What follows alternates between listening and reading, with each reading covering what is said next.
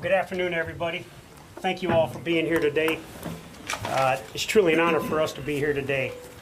I'm Command Sgt. Major John Wayne Troxell. I serve as the Senior Enlisted Advisor to the Chairman of the Joint Chiefs of Staff, General Joe Dunford. I also serve as the Senior Enlisted Advisor to the Secretary of Defense, Secretary Mattis.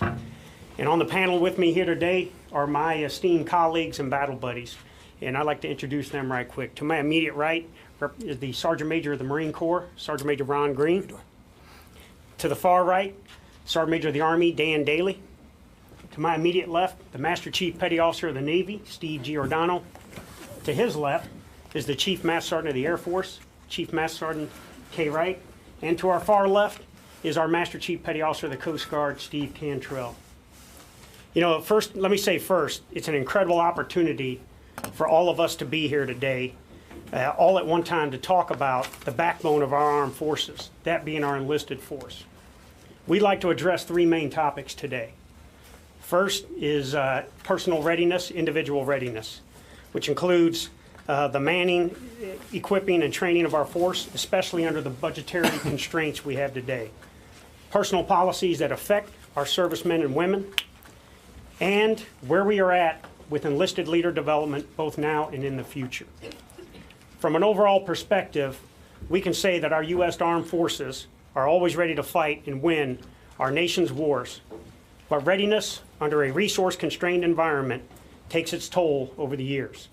Our soldiers, sailors, airmen, Marines, and Coast Guardsmen across the total force feel these constraints.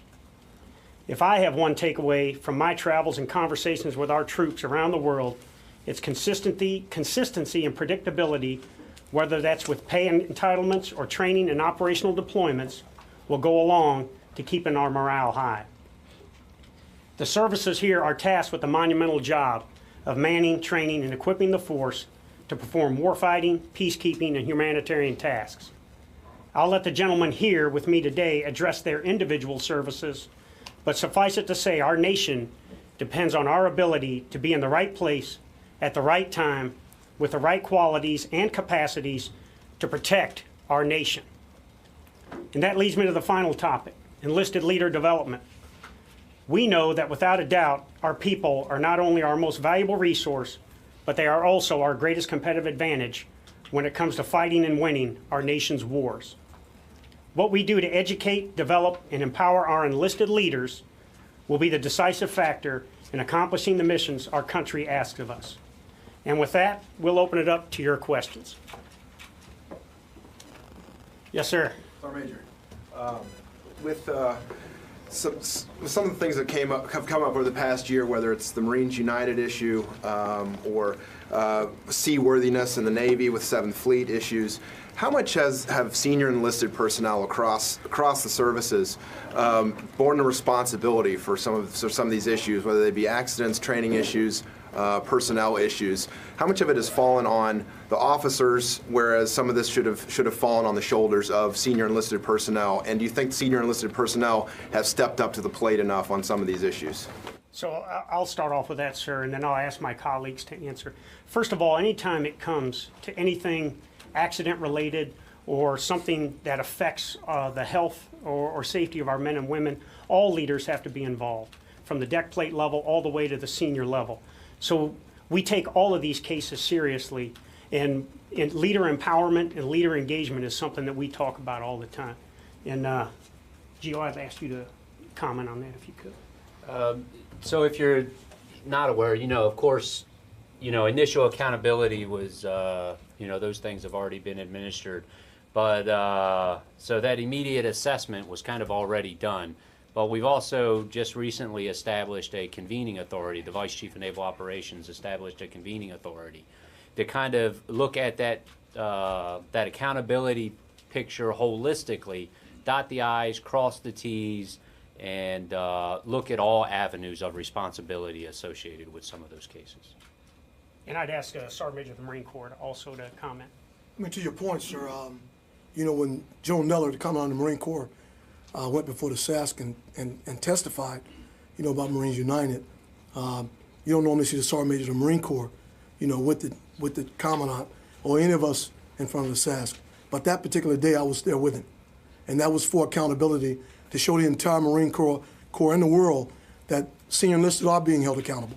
And I invite that because most of what they were talking about was enlisted business. Leadership is a team. It's a team. And that's the way we show up, not just for the good, but for those things that go wrong as well. Tara. Thank you, sir. Excuse my voice, I'm getting over a cold. But over the last few years, as the service chiefs have gone up to the Hill, they have repeatedly warned lawmakers that the amount of risk the forces were taking was increasing. And I wanted to ask, given the accidents, given some of the drops in readiness, are we at the point where the force is breaking?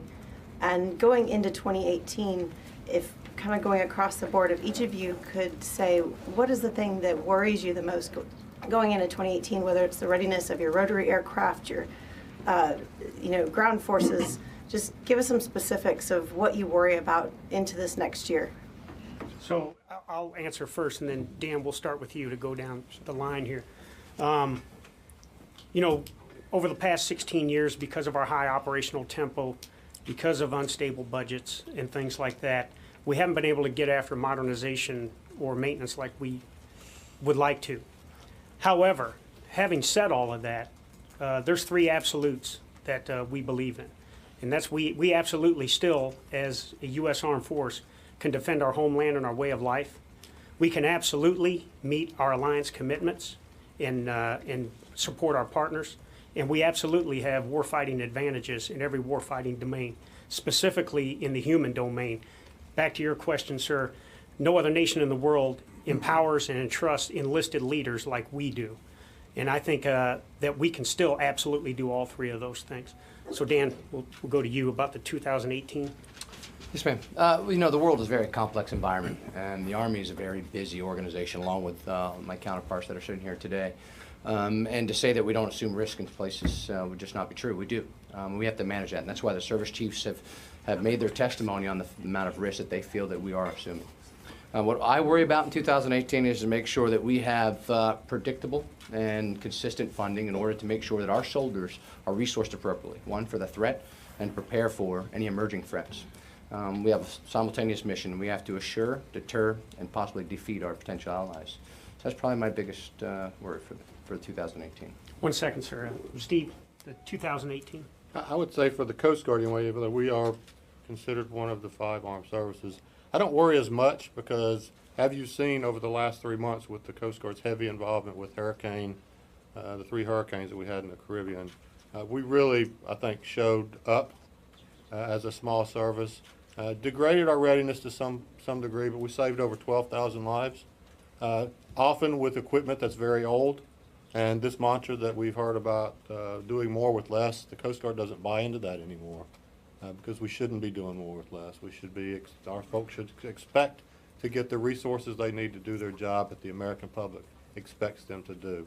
So I don't worry as much. I think our folks are doing very well. The morale is high. We enjoy a very high retention rate in our service, despite all the heavy work that we've done on top of all the other missions that your Coast Guard has to do. So. I think I'll agree with Sergeant Major of the Army. A predictable and consistent budget process will help some of that, but I don't worry that much about it. I think we have a strong enough voice that we'll get that message across loud and clear over the next few months. And last but not least, Kay Wright. Yeah, so from the Air Force perspective, I agree with Sergeant Major of the Army that predictable budget is the thing that concerns me the most, making sure that we can continue to invest in research and development. We can continue to pour money into recapping the weapon systems that we have, and also continue our increase in manpower. So we're on a pretty good pace to increase the manpower that we have in areas like maintenance and space and cyber, so that we can continue the things that we do the best from an air power perspective. Yes, sir. I wonder if you talk a little bit about recruiting, particularly with the Army. The Army's bringing in more Cat 4 soldiers, those who score the lowest on the aptitude tests. The Army was considering and then rescinded bringing in those with mental illnesses. So I want you all to talk about your challenges with recruiting, particularly with regard to the Army. And are you worried that you're clearly bringing in a lower quality recruit? What impact that's going to have on the force? Okay, I'll start, and then we'll start down here again and go this way.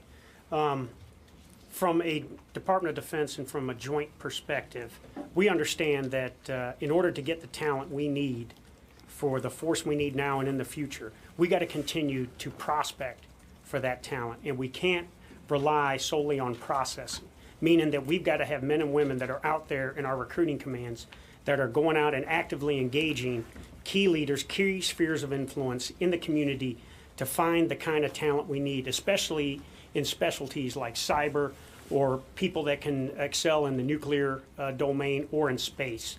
So that's kind of our focus from a DoD and a joint staff perspective. And we'll start down here with the Army and we'll work our way down on each of the services. Go ahead, Dan. Sir, just one comment back with regards to your statement, sir, with us intending to bring people in with mental or behavioral health issues or concerns. That was never the intent. Everything is done from a waiver process. We meet, and we have met, and we will continue to meet all DoD mandated thresholds for our entry-level soldiers from our Sessions Command. We haven't. Year to year, we get closer or farther away from the DoD standard, but we have always exceeded the DoD standard. I mean, far away from not making it, but we've always exceeded, and we'll continue to do that. Sessions is tough. It's a tough mission. But you're bringing in more Cat 4, aren't you? I'd have to go back and look at the numbers. That's what I've been told. Yeah, I'd have to go back and look at the numbers. As we talked right today, are you talking 2000 previous year currently. or Yeah, currently? currently. Yeah, I don't know. I have to go back and look at the numbers, the number of Cat 4s we have. What we do is we don't look at it from a snapshot in time. We have an annual requirement to make a DoD standard, and our team down at USREC says that they're going to meet or exceed that DoD standard for the year. From a Marine Corps perspective, sir, we've met our recruiting goals. However, we're looking at, what's happening out in our nation with those we recruit. When you talk about millennials, when you talk about the IGNs, it's really understanding what's going on, outside of the military, outside of DoD, changes that are happening within the culture. Over evolution. It's understanding that and understanding the impact that it has on the service and what type of programs you need to meet those challenges or those changes. That's what we're looking at when you talk about emotional intelligence, the different types of, tests out there to take a look at that. We owe that to the people. We owe that to the public. We owe that to those we recruit to put them in the best situation, to put this building, our nation, in the best situation to win the war. So quality of personnel will always be looked at from not just from their sessions, but also from retention, And then we have a responsibility to return better citizens to the nation. So that quality is being looked at all across the spectrum, sir. One thing I'll add before I go on to the Master Chief Petty Officer of the Navy, if you look at our recruiting standards and our access and enlistment standards, right now, around 25% of all 18 to 24-year-olds in the United States qualify for military service. So the men and women we're bringing in are the best that society has to offer. Yeah, we've met recruiting efforts for over 10 years now. We've met our recruiting goals. And that's both in the active component and the reserve component. And the talent across that timeline continues to be better than the people before them. And you can look at the metrics that will attest to that. They come in more capable, better educated than we were when we assessed into the service. And we continue to go at that talent out there in the civilian sector. By all measures, we are a reflection of society. And we all recruit to assess that talent, just like the civilian sector does as well. But we look at, the health of the force through the same external factors that the Sergeant Major talked about in regards to how's the economy doing, how's the employment rate doing out there. And then we also look at the internal factors, that policies and programs that we control as well, too, to continue to ensure that we're assessing that talent. Okay. No real recruiting challenges for the Air Force. So recruiting for all of us can be tough at times with the number of people who are, one, eligible to serve, and two, some things that we may not think about, but those who have the propensity and want to serve. And as we compete with colleges and other opportunities, the economy for folks to go and do. But Air Force, we do a pretty good job of recruiting and meeting the goals that we have. And like I mentioned before, we're on a pretty good glide path to increase our manning and meet our requirements. Steve. And I'll say the Coast Guard's had very well with our recruiting over the last few years. Even though we've increased a little bit, we continue to make our goals with an effort on investing in these folks as soon as they come into the service. And that's starting, we're thinking when they join our Coast Guard that we're going to keep them for 20 or 30 years. And we start their investment from recruit training all the way through their advancement through their first enlistments, which, by the way, we enjoy about a 90% retention rate at that first enlistment. So good, in fact, and I won't pick on my brothers here, but we get an awful lot of prior service that come in our service, and I would put the challenge out there for my friends up here to find me a United States Coast Guardsman that left the Coast Guard and went to one of their services, and I'll buy them lunch if that happens. But we're doing very well in our folks. In the Air Force, so. Except the Air Force, but we're doing well. Yeah. How concerned are all of you with the spike in aircraft crashes this year? Go ahead. I'll let the Chief Master Sergeant of the Air Force. Yeah. So, I try not to get too concerned about some of these crashes. We try to look at each of them individually and do the in-depth research and analysis about why. Thus far, from an Air Force perspective, haven't seen any real trends that indicate there's an Air Force-wide problem. But we'll continue to take a look at each one of those as they happen from a operational risk management perspective. Go ahead, Ron. Some of those crashes are probably, focused at the Marine Corps. Like Chief Master Sergeant of the Air Force said, I'm concerned with each one of them. But understand we had about 155 Marines die last year, about 20, or this year, last fiscal year in aircraft. Not just the aircraft, but every incident we're concerned with, every one of them. The vehicular accidents, everything. Some things you can't, help, sicknesses and things, disease, those type of situations. But we look at those as well to see if we missed something. What is it that we missed? We fought for 16 years and we're still in the fight, and we're doing very well. We're winning. But understand, 16 years of war, it has consequences. It has consequences. Despite the consequences of fighting, OEF, OIF, and everything we're doing now, we're still winning. We're still winning. So we're going to look at each one of those, not just the aircraft, crashes that we have, but every death that we have in the military, especially in the Marine Corps. I'm speaking from a Corps perspective, but I know each one of us feel this way. We're going to look at each one of them, and we're going to do our best, to put policy, procedure in place if that's what's lacking, training, whatever it is, we're going to get after it. So I would just like to finish that one off. So when you look at what we're doing across the world in terms of what we need to do to assure our allies, deter any kind of nation-state or non-state act or aggression, be able to do the lasting defeat of ISIS, and also defend our homeland, that comes at a great cost in terms of deployment. And you look at 196 nations in the world, we're in about 167 of them right now, at about 250,000 troops doing that. So when you put the troops out there like that and the operational tempo goes up, obviously the risk goes up. But what we have to do, and just to echo what the Sergeant Major of the Marine Corps said, we have to make sure that we look at every accident and we do an investigation of where we need to get better at and where we don't allow this to happen again. But two, we also have to continue to develop our leaders to not only be able to mitigate risk, but to anticipate and communicate that risk, both up and down the chain as we move forward. Sergeant Major, aren't you concerned that twice as many U.S. troops have been killed in aviation crashes this year compared to last year? Absolutely. We're concerned about that. But most importantly, we're concerned about any death we have, whether it's combat related or non-combat related. But here recently, we've had a lot more non-combat related deaths. So we really have to look internally at ourselves with a critical lens to see where we need to get better at in terms of handling risk and getting better at being safe. A lawmakers on Capitol Hill are saying the U.S. military is in a crisis right now. All these different accents, whether it's on the air, land, or sea. Is the military in crisis right now? From my perspective, from a joint perspective, I don't think we're in crisis right now. I'll let the individual services answer on that. Dan? No, I don't see this in a crisis at all. Like I said, we live in a very complex environment. That complex environment is going to create challenges for the military, but we have and we'll continue to overcome each one of those challenges.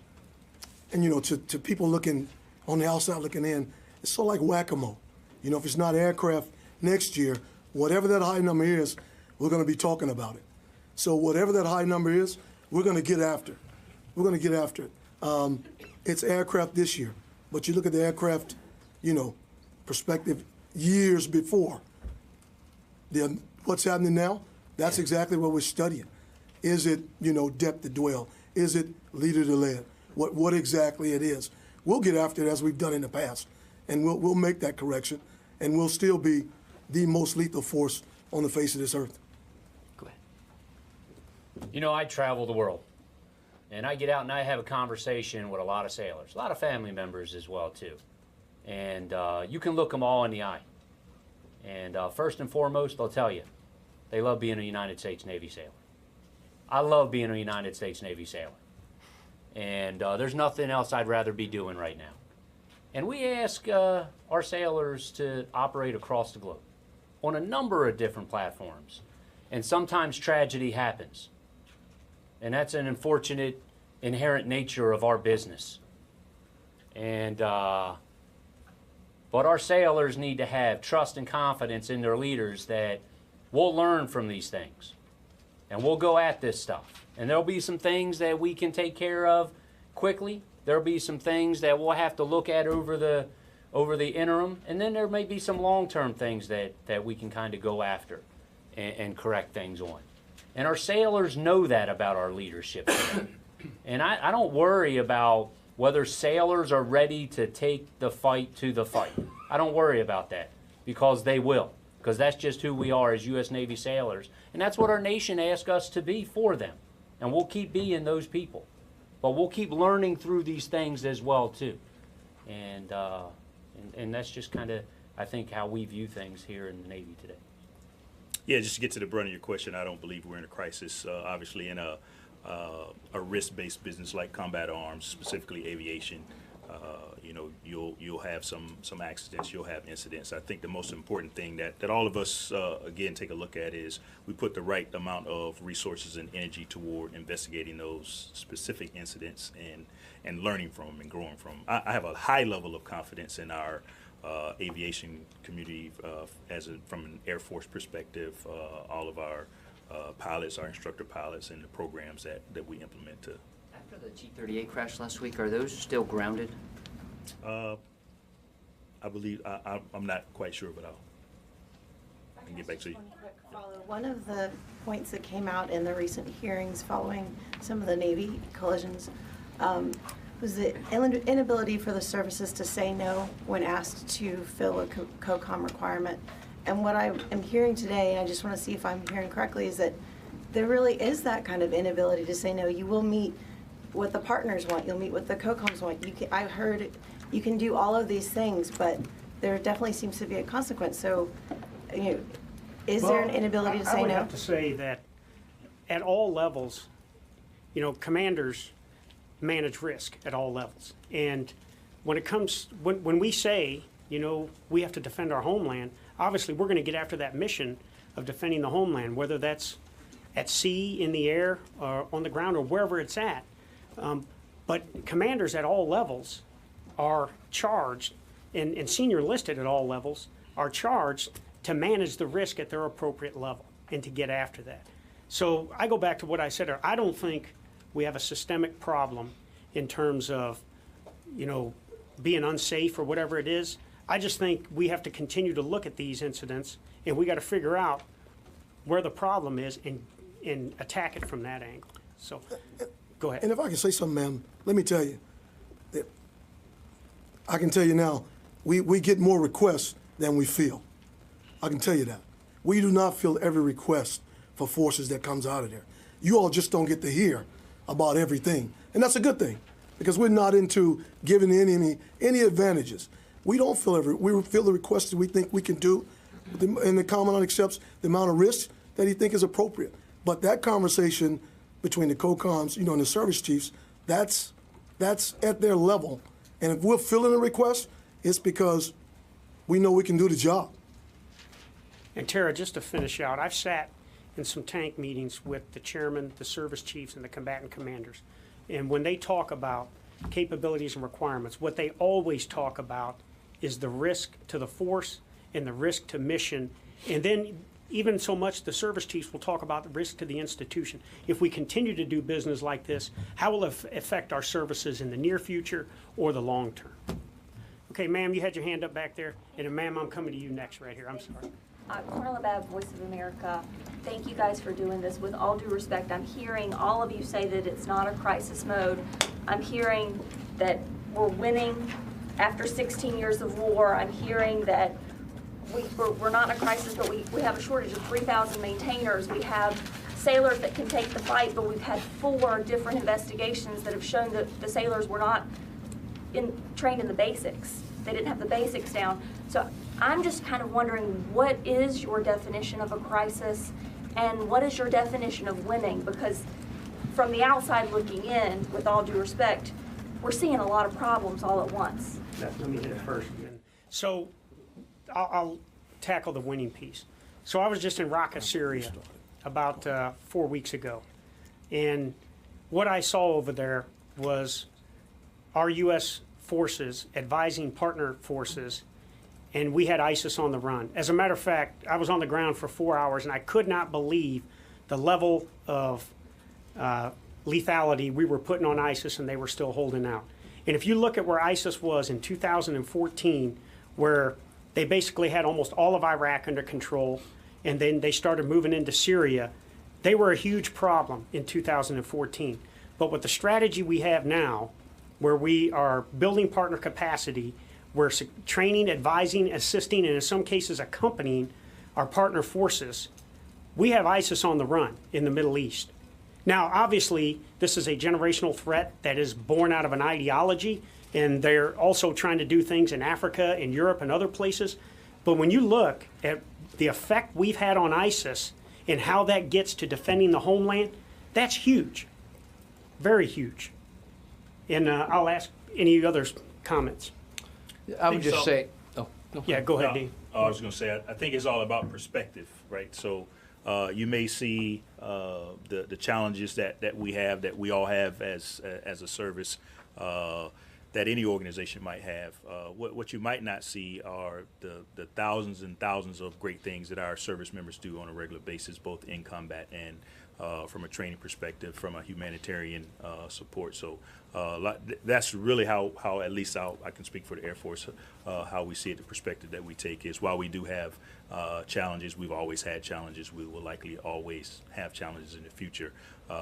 You balance that against the great things that we do for this nation, and it becomes easy for me to not look at the challenges that we have as a crisis.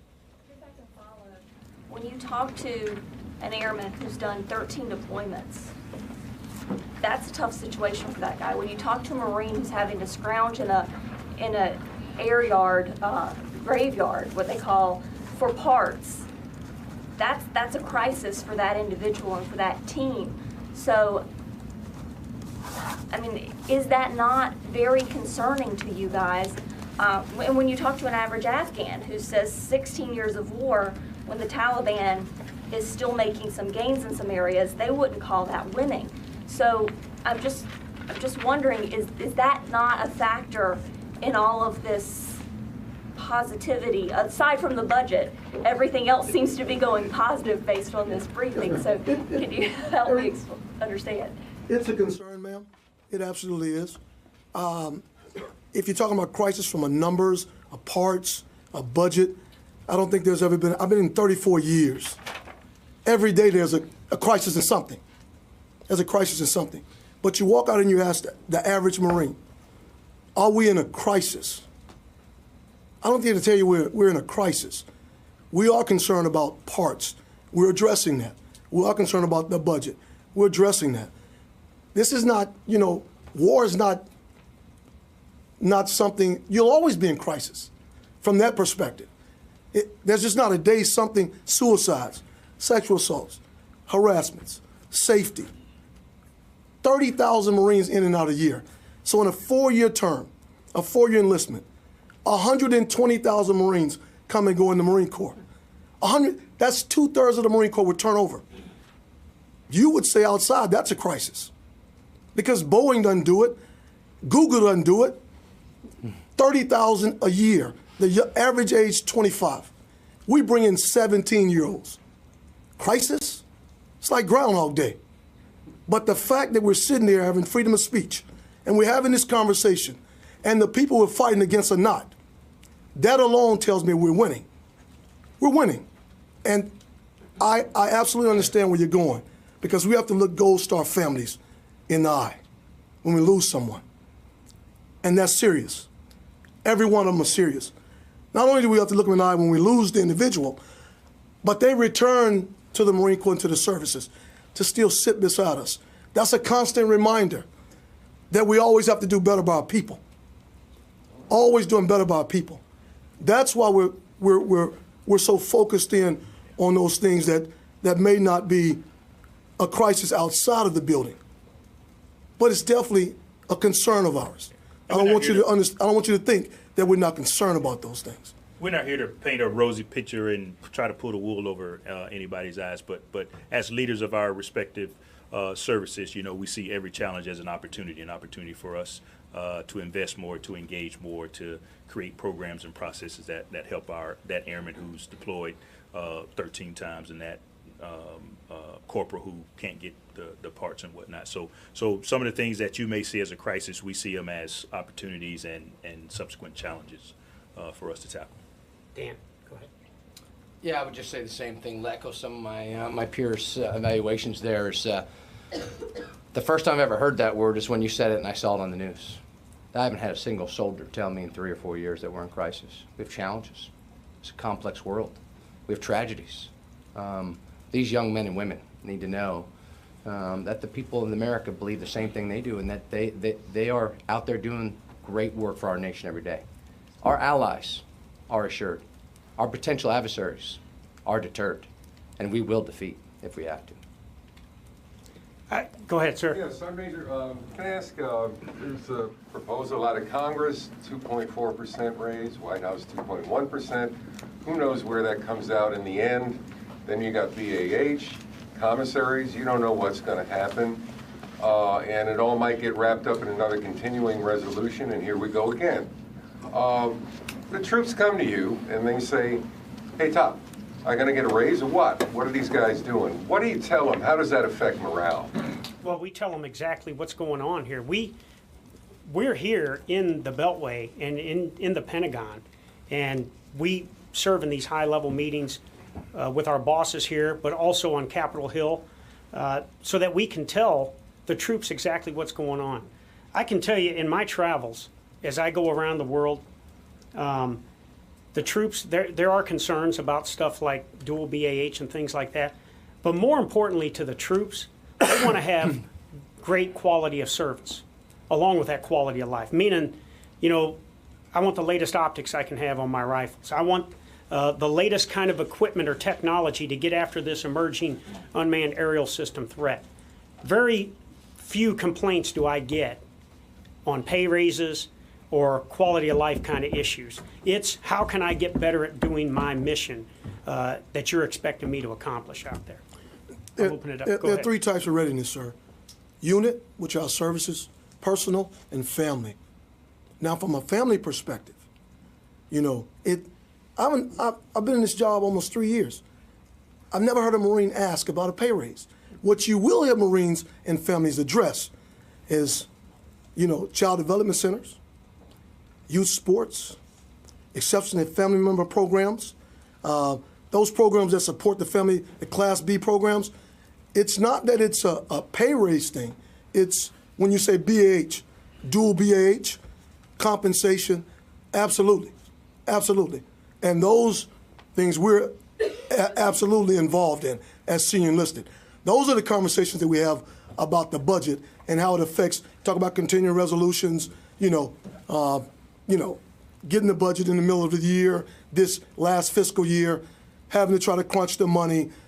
We also go to the Hill as well to talk to Congress about these situations. And those are the things that we address, the quality of life issues that families address with us, as well as our service members, to make sure there's balance, Because I don't care how much lethality we talk about, if we can't keep high quality warriors to fight for this nation, we're not going to win, because they're not going to stay.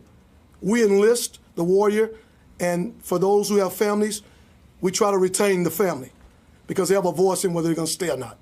So that conversation, it's absolutely heard and being spoken to. Ma'am, go ahead. This is for Sergeant Major Daly. So the Army is looking to get bigger next year. What kind of mix of retention and accessions are you looking at, and what kind of incentives are you mulling on both sides?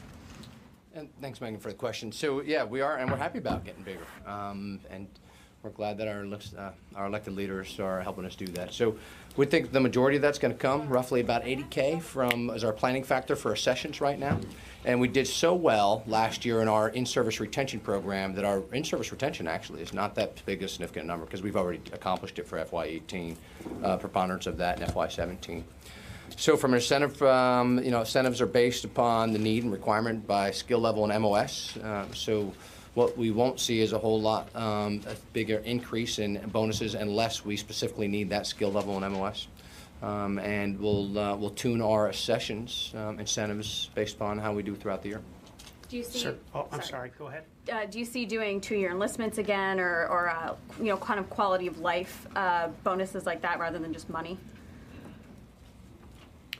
I see that. I think we'll have to base it upon the needs. So far, right now, we're a little bit below glide in accessions, which is not concerning. We're coming just first part of the year. Like I said, retention is doing great. Last year was the best year we had in a decade, and I think we're just going to have to take it quarter by quarter and see where we fall. Sir, go ahead. Thank you. This is a personnel policy issue, the transgender guidance. There have been 2 court-ordered injunctions now, but yet the SecDef, I believe, has a January deadline for accessions. So I'm just wondering what you guys are planning at this point. And the second part of the question is, I'm wondering if you're seeing any type of a morale issue, not just among transgender troops, but other troops who see the possibility of their fellow service members being separated based on their gender identity. So I'll take the first part of the question, then I'll open it up to my colleagues for the second part. So right now, all of us right here serve on a Secretary of Defense directed transgender policy that is chaired by the Deputy Secretary of Defense and the Vice Chairman of the Joint Chiefs of Staff. It includes our undersecretaries and others, but we're part of this panel that is looking to provide guidance to the Secretary on what a transgender service panel or service policy should look like. Right now, we've been at this a couple of months. We have till the end of December to come up with a recommendation that we'll provide to the Secretary then so that he can go forward with implementing the policy. And I'll leave that there. In terms of the morale, I'll let you all open it up to you all. I have not seen or don't anticipate any morale issues right now, so I think it really depends on how all this plays out. We all have varying numbers of members who might fall into the category of a transgender or someone with gender dysphoria or whatnot, but to this point, from an Air Force perspective, no morale issues. I'll say from the Coast Guard being the smallest service, absolutely no issues at all. Matter of fact, some of you might have heard our service chief a couple months ago that made a public declaration that he would stand behind all those members in our service that had started their transition under the old guidelines. So I think our workforce appreciates that support. And again, I have not heard and don't expect that we'll have any morale issues in our United States Coast Guard. Yeah, I'll tell you, most sailors just, occasionally it will come up, and it's just kind of, where are we with the policy? That's it. They just kind of want to know, what are we doing? So, sir, I'm going to go to you because you got the best looking haircut in the room. And you're giving me some recommendations here in about 3 years when I retire because, I've had this haircut for 35 years. I've only had this one for 10, so it stays well. Okay, good. Go ahead, sir. I'm Scott Moscioni with Federal News Radio. I wanted to ask, the retention and recruitment numbers at this point sound like they're pretty good, but over the next 10 years, there's some signs that are coming. The Blue Star Families survey just came out. 60% of service members say they wouldn't recommend to their children serving. I mean, you can look at your arms. There's a lot of deployments that you're doing. How are you going to change your service in the next 10 years to accommodate future recruitment and retainment issues? So I'll speak from a joint perspective. First of all, we have to be prepared to fight and win our nation's battles. And with that comes a certain set of standards that we have to have, because we can't predict what our enemy is going to be able to do to us. So in order to maintain warfighting competitive advantages, we have to make sure that we have the most quality people we have to do the job. Now, as you mentioned, and as I described earlier, when 25% of 18 to 25-year-olds don't qualify for military service, either due to not meeting the physical requirements or other issues, and then if you look at where that might be in the year of 2030, that's potentially a huge risk to our country right there. So as we move forward, we have to continue to have recruiting and accessing practices and policies that attract the best talent that we have. But we also have to get beyond what you already talked about. If 1% of our force serves right now, most of their influences in their family hasn't come from their parents. It's come from their grandparents who were in the Vietnam era and things like that. So we have to make sure that we continue to provide practices and policies that attract this talent as it comes in. And that includes the new blended retirement, credentialing, and other transition benefits that will become a recruiting tool, I believe, in the future. And we probably won't know until this blended retirement system is online for a number of years, whether that's a detriment to keeping folks around, or if they are able to put money in a bank and get tuition assistance and get a college degree and get credentials that will work on the outside, whether that'll keep them in the service. I'm of the belief that folks believe that we invest in them, that they will stay for longer, because the folks at the 10, 12-year mark are the folks that we are heavily invested in, and we want to keep them as career servicemen through their time. But I think the jury's still out on some of that. Not all young folks who are eligible to serve are necessarily propense. I wasn't that person. I didn't come from a military background and would not have likely joined the military had it not been for certain circumstances. However, I think the greatest tool that we have is offering young men and women in America today the opportunity to do something that they love. And sometimes that's an actual occupation like cyber or being a space operator, and sometimes that's the opportunity to just serve their country and do something bigger and better than themselves. So, I mean, we always look at ways that we can improve our recruitment and retention. We always look at ways that we can make sure that we are, maintaining ties with the evolving, ties of the day. Things like recently we started allowing more tattoos than we had in the past. I mean, that was just something that's just evolution in recruiting. So. Okay, we'll go. Go ahead, sir. Then we'll go to you next, ma'am. Steve Losey, Air Force Times. My question is for Chief Wright. I want to ask you about deployments. You and the other Air Force leaders have expressed concern about the pace of deployments. Are you seeing it? Are you seeing the pressure and the pace increase? Are we looking at more airmen going on, say, a 1-to-1 deployment ratio? No, not specifically. So it really just kind of depends on the career field. So most of our 1-to-1 deployments come from our battlefield airmen, our special forces airmen. But deployments are increasing only because, at least from an Air Force perspective, we're in more places, right? So a lot more deployments to Africa, a lot more deployments on the European EUCOM AOR. So not a huge increase in deployments. Some of them are spread out. We're actually taking a look at some of our 365-day deployments to see if those, if we have the right number of folks deploying for a full year. So for those airmen, like the battlefield airmen, aside from trying to add more airmen, which I know you're trying to do, aside from the 365, what else are you doing to try to ease the pressure, ease the burden on those airmen who have been deploying the most? Right. So one of the things that we try to look at is teaming up. We're actually looking at our construct and how we deploy and how we support our combatant commanders.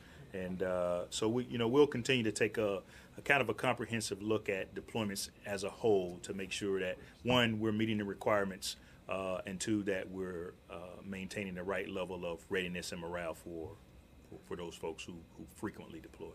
Go ahead, ma'am. I just want to go back briefly to the question of whether or not there's a crisis of readiness, because as several other people have mentioned, there's definitely a sense on Capitol Hill that there is, and that's part of the reason that, a large part of the reason that the Armed Services Committee's passed such a large defense authorization bill, one that blows past the budget caps. So I guess two questions on that. If there isn't a crisis, why is there such a, can you give us a justification for why then, why we need to have such a large budget this year? And do you feel like your message, from the senior enlisted perspective, is getting to those leaders on Capitol Hill, your sense that it's a concern but not a crisis? Okay, I'll take that on first and then I'll pass it on. So, when we talk about crisis, I think about when's the last time we had an externally planned, an externally prepared, an externally executed attack on the United States? Well, it was 9/11. Okay, we've gotten much better at defending our homeland, whether it's through how we share information or what we're doing. It's having an impact on those violent extremists that pose a threat to us. The other thing is when you talk to a man or woman that serves in the United States military, there's things that they have to deal with every day. They may not have the right amount of people by their table of organization and equipment that they should have. They may not have the right amount of equipment to do what they need to do. And they may not have the right conditions set. But every day, whether it's a young staff sergeant airman, a joint terminal attack controller in Syria that I saw in May, that in my opinion, he was the only guy out there with a couple of green berets. He was the air combat commander, if you ask me, because he kept putting lethal, my term, scunion on ISIS that was having a huge effect because of his ability to do the mission and because of his relationship with those remotely piloted aircraft. So we don't look at that as a crisis, and our men and women don't look at that as a crisis. They look at every day I have to manage risk, and I have some things that I'm presented with every day that I have to deal with, and they get after it. I mean, the world is unstable, right? So there's an increasing demand for air power. There's an increasing demand for intelligence, surveillance, and reconnaissance. So as the world becomes more unstable around us, then the need for increased readiness, increased weapon systems, will continue to increase. So again, we don't necessarily see that as a crisis inside the military, but we're responding to the threats and the challenges of the world around us. Sorry, Major. You look at the globe 16 years ago. We've been fighting non-nation states for the last 16 years. When you look out there, if you look back to 9, 10, and you look at the view of the world and who we were focused on, 16 years later, totally different. Totally different. There's some nation states out there that have absolutely captured our attention. And on top of that, technology today doesn't cost what it did then. When we started this 16-year war, it cost about $3,500 to outfit the basic infantry Marine. Today it costs almost $16,000. $16,000 16 years later. So when you talk about budget, you try to go from where you started in the 16-year war to the war we're going to fight today or tomorrow. Significantly different, costly. We've updated just about every aircraft platform in the Marine Corps. Sunset, the CH-46, V-22 has taken us further, more lethal, capability than ever before in the Marine Corps. And every aircraft rotary wing has got to chase that monster, got to keep up with it, to protect it, to provide it, support. So when you look at it from that perspective, and then you look at the people you bring in, that's got to have the quality, when you talk about technology, to work that equipment. All of that equipment takes a person or people, a group of people. And where we look at, armed forces classification testing, whatever it is, you got to put people behind that cyber, that intel, that electronic warfare in numbers that we've never had to supply before. It's just you look at aviation and you look at infantry from a Marine perspective, aviation, when we started 9/11, is significantly higher in manpower than it was 9/11. Take a look at infantry. Not that infantry's gone down, aviation has come up and other areas of warfare, military occupation specialties for the Marine Corps. So we look 10 years out every year. That's what we're trying to get at. And trying to match budget, trying to match people, to make all that work. It's no one else outside of this building has to do a complex job like that. So I would say don't compare us with any other Google or anybody out there, because over 2 million in the uniform, over 2 million every day in the uniform. In this building alone, 22,000+ just under DOD umbrella attached to the building, whether they're in the building physically or someplace else.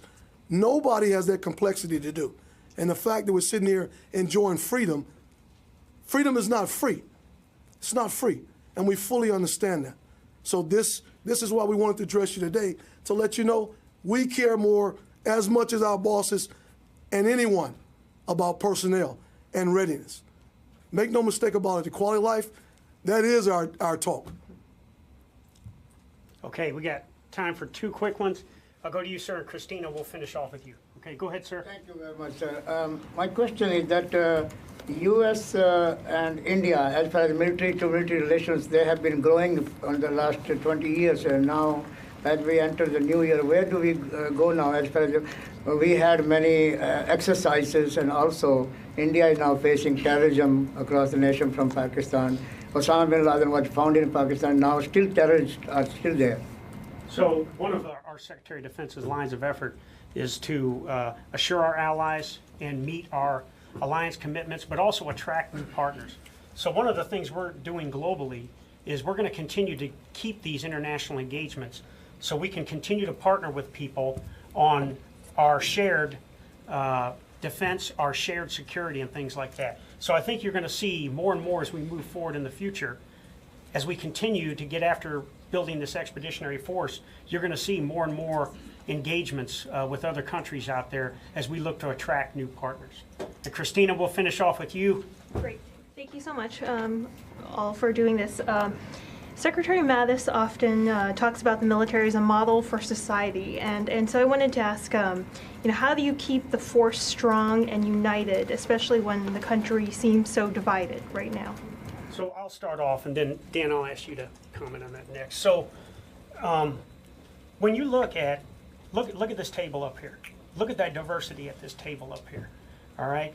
And you look across our military, it is the model of what the United States of America is. And that's where the strength of what we do is built on our diversity, on our ability to learn from each other and to make each other better and to lean on each other in times of distress or in combat or whatever it may be. So, the Secretary talks about this all the time because he wants us to understand that because of who we are, it comes with responsibility, and we have to show the American people what the United States military represents, and it is the United States of America. Hey, let me just say one thing, and then Dan, I'll let you. A couple of things. One, we're as military members, we're taught from the beginning to be apolitical when it comes to a lot of those issues. Now, that being said, we all have thoughts about various things that happen in this country, that happen in our communities. But I think what to answer your question, what keeps us strong is that almost every service member has values that we rally around. Values that we care deeply about, and those missions and those things that we do together on a regular basis keep us strong and keep us and allow us to be able to compartmentalize our political views and thoughts and values with the values that we share as service members. Go ahead. Yeah, I would debate the fact that, and I don't believe personally that our country is divided, first of all. I think we're very much united. and our soldiers, how do we keep them united? Because they all live under the same cause. Our job is to do one thing, fight and win our nation's wars when asked to do so. And they have to rely on each other every single day. Are there pockets of civilian life that could probably learn from that? I agree. Is it divided? By no means anywhere. I believe that our nation is divided. But I'm a very positive-based person. And I think that's what I agree with my counterpart, is that we have a set of values by which we live under. And it doesn't matter who you are, where you're from, as long as you meet those standards and want to live by those values, you can be a member of this greatest organization this nation has ever known. Go ahead, Gio. Yeah, our Navy understands this.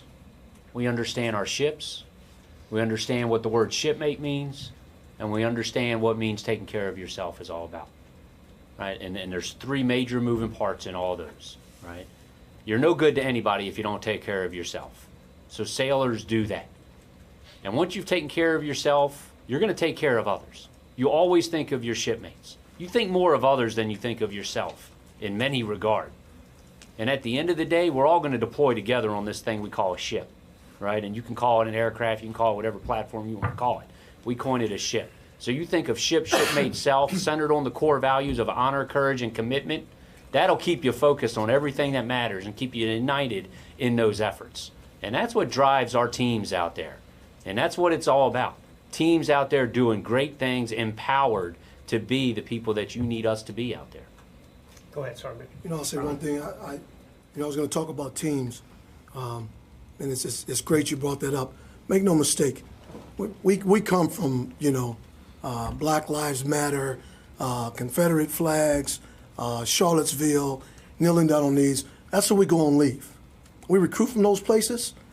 We go back on leave in those places. Don't think for 1 second we don't recognize what's going on out there. There are some things, and every life matters. The amazing thing is, and what he means by the model, is that we come from those same places, yet we set aside all of those differences to go forward and be willing to die for the very people that we love, for the nation, the Constitution, and the flag, that we honor. That's the unique thing. We brought in something called spiritual fitness in the Marine Corps. We were challenged by the civilian, some of them out there about, oh, you're talking about God. Well, if you believe in God, yeah, we're talking about that. But we're really talking about the spirit that regardless of where we come from, when the chaplain says, let us pray. I've never been in a formation in 34 years. And even in combat, where a Marine, sailor, anybody under the Eagle, Globe, and Anchor would say, I'm going to request mass because I don't want to be in that formation. We truly understand that that's an opportunity to dedicate ourselves to the soldier, sailor, airman, Marine, Coast Guardsman, National Guardsman, to our left and to our right, to say, if you're down on the battlefield, I'm coming to get you. I'm willing to put my life on the line like a Cal Carpenter, a Corporal Dunham, a Sergeant Dakota Meyer in the last 16 years, and all the others who've earned the Purple Hearts. That's what he means by the model. On 9/12, this nation put everything aside, and we were willing to accept risk by putting ourselves forward. How soon we forget. And if we continue to forget, like Pearl Harbor, like 9/11, another day will come when the enemy will make it a home game for us. And on home games, we lose. We want to play all of our games on somebody else's territory. When the enemy brings it to our territory, we lose. We absolutely lose. And as Joe Dunford would say, we get no credit tomorrow for what we've done today. And we don't want to have to lose, to learn, as the Commandant says. Those are the things, that's what the model's all about. It wasn't about the spiritual fitness, it wasn't about God. It was a spirit that embodies us to go forward and be willing to die for people like yourselves on a daily basis. That's what the motto is.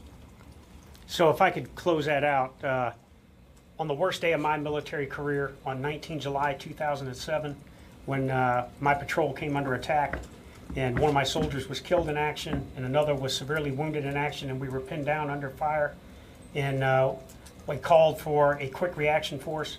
I was not worried about what race, what gender, or who the other person was on the other end. I just knew there was an American voice on the other end that said, Sergeant Major, we're coming to get you. And that's the bottom line, and that's why the U.S. Armed Forces is what it is today. So ladies and gentlemen, thank you all so much. I'm sorry, sir, we're out of time. Thank you all so much for allowing us to be here today. We hope this is a start of something that we can do more often, because one thing that you're going to find out of all of us, and I think you heard it today, is we focus on our greatest commodity that we have in the U.S. Armed Forces, and that's the men and women that raise their hand and swear an oath to serve in this country and to defend our homeland and way of life. So God bless you all. Thanks again, and we hope to see you all soon. Thank you. Happy Thanksgiving. Happy Thanksgiving. Thank you, sir. Just wanted to say